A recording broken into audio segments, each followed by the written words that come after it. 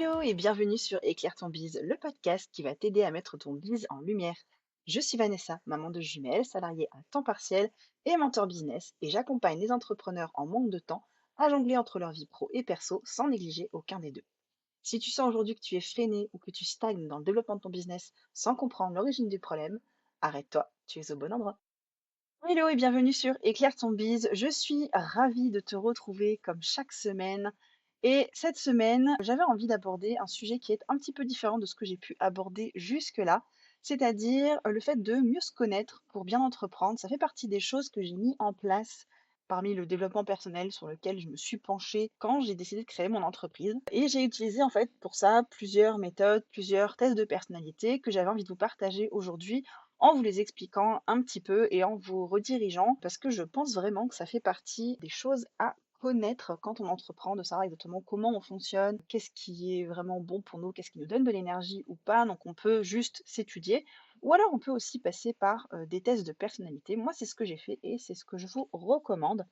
Et du coup, je vais vous en parler un petit peu plus dans cet épisode. Alors, le premier test de personnalité que j'ai fait il y a bientôt un peu plus de 2 ans maintenant, que j'ai adoré et que j'utilise encore souvent, c'est le MBTI, donc le Myers-Briggs Test Indicator, tout en anglais bien entendu, ou 16 Personalities. Donc c'est un test de personnalité, il y en a 16 en tout.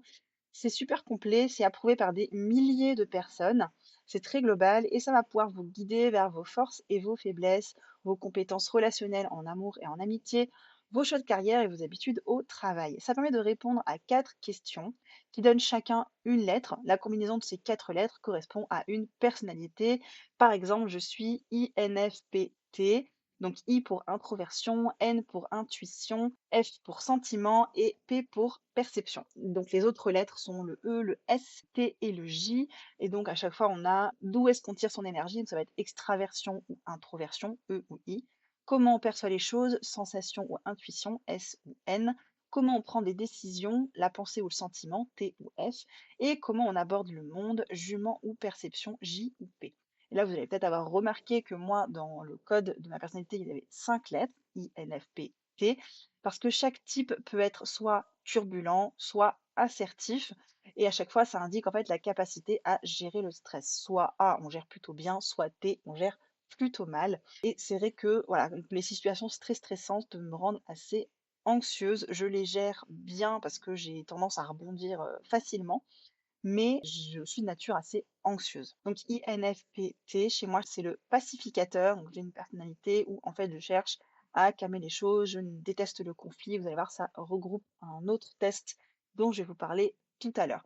Donc vous pouvez retrouver le lien du MBTI, donc de 16personalities.com, dans la description de l'épisode. Si vous l'avez déjà fait, je serais très curieuse que vous me disiez sur Instagram, vous, quel est votre type, quelle est votre personnalité selon ce test et est-ce que vous trouvez que c'est correct? Le deuxième test que vous pouvez faire, qui est assez connu aussi, c'est le test des chronotypes. Et là, c'est un test de personnalité qui est basé plutôt sur la chronologie quotidienne et le meilleur moyen d'organiser vos journées et votre productivité selon votre animal totem. Donc que vous soyez ours, lion, dauphin ou loup. Alors, c'est un test que je trouve moins correct, on va dire, parce qu'il est pas rare de trouver des bi-personnalités. Par exemple, moi, je suis pas juste lion ou juste ours. Je suis vraiment entre les deux. Donc, je suis un liours, un lion avec une grosse fourrure, ou un ours avec une belle crinière au choix. Et donc, ça va vous permettre en fait d'établir une chronologie un peu des tâches que vous pouvez faire sur la journée, les moments où vous êtes les plus productifs, les moments où vous l'êtes le moins. Là, je vous recommande vraiment de vous aider de un planning type de votre semaine et de quand est-ce que vous êtes fatigué ou pas, et donc de repérer vos moments en plus du test de personnalité qui va vous aider à déterminer ce planning quotidien idéal selon votre personnalité, mais qu'il va falloir adapter à mes yeux selon vos ressentis au quotidien. C'est-à-dire que voilà, n'hésitez pas à prendre en compte les périodes où vous êtes plus fatigué parce que vous avez vos règles, les périodes où où vous sortez de lancement et donc il va falloir lever le pied dans tous les cas, les périodes où tout simplement vous n'avez pas envie, parce qu'on va pas se le cacher, ça arrive souvent. Il y a des moments où on n'a pas envie, donc il faut là aussi penser à prendre des pauses. Oui, même moi, je vous le dis, comme quoi tout arrive. Le troisième test dont j'avais envie de vous parler, c'est le test du disque qui détermine si vous êtes plutôt une personne dominante, influente, consciencieuse ou stable. C'est un test qui va vous classer parmi 4 couleurs, donc les dominants sont rouges, les influents sont jaunes, les consciencieux sont bleus et les stables verts. Ça catégorise donc les personnes pour essayer de comprendre et d'analyser les comportements humains et c'est très pratique pour mettre en valeur les comportements de chacun. C'est aussi une arme marketing puisque vous allez pouvoir orienter par exemple vos pages de vente et vos sites web en fonction des profils qui vont les regarder et où est-ce qu'ils vont aller regarder en premier et donc de séquencer ensuite les comportements d'achat par rapport à ces profils-là.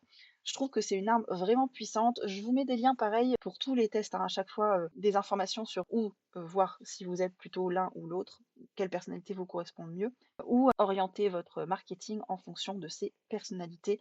Et donc là, ce sera les personnalités plus de vos clients et de votre audience plutôt que le vôtre. Et donc le quatrième test qui est très juste chez moi aussi, et qui se recoupe beaucoup avec celui du MBTI, c'est le test de l'énéagramme qui lui recoupe 9 configurations différentes de personnalité et qui permet d'expliquer ou de prévoir notre attitude face à diverses circonstances de la vie ou celles de nos clients. Le nom est à l'origine un symbole qui est constitué de 9 points répartis sur un cercle et qui correspondent du coup chacun aux 9 types de personnalités. Vous pouvez retrouver l'image de l'énéagramme sur l'article de blog qui est associé à l'épisode. Comme chaque épisode, il y a toujours un article de blog qui est associé. Chaque profil a également 2 ailes qui sont 2 autres des 9 personnalités qui vont compléter la personnalité principale. Ces 2 ailes se développent en fait au fur et à mesure de la vie. Il y a une première qui se déroule entre l'enfance et l'adolescence, la seconde qui arrive plutôt au milieu de la vie, donc vers la quarantaine. Après, c'est pas un âge fixe, hein, c'est pas forcément à 40 ans, ça peut être à 35, ça peut être à 50. Ça peut aussi ne pas du tout arriver, vous pouvez ne garder qu'une aile en plus de votre personnalité principale. Donc voilà pour ces 4 tests. Dernier conseil pour moi, gardez en tête que les tests génériques sont des tests génériques. On ne se retrouvera jamais à 300 sur un test, mais en faisant plusieurs de ces tests, vous allez pouvoir repérer certainement des similitudes. Je vous invite à vous en servir pour en savoir plus sur votre fonctionnement, le meilleur moyen pour vous de développer votre personne, de vous organiser et de prendre soin de vous. Voilà pour cet épisode. J'espère que ça vous a plu, que vous avez aimé ce genre de petites infos. Si c'est le cas, n'hésitez pas à me faire un petit retour sur Instagram ou à noter l'épisode sur Apple Podcast, Spotify ou autre si votre plateforme le permet.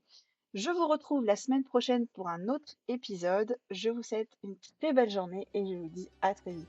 Bye bye!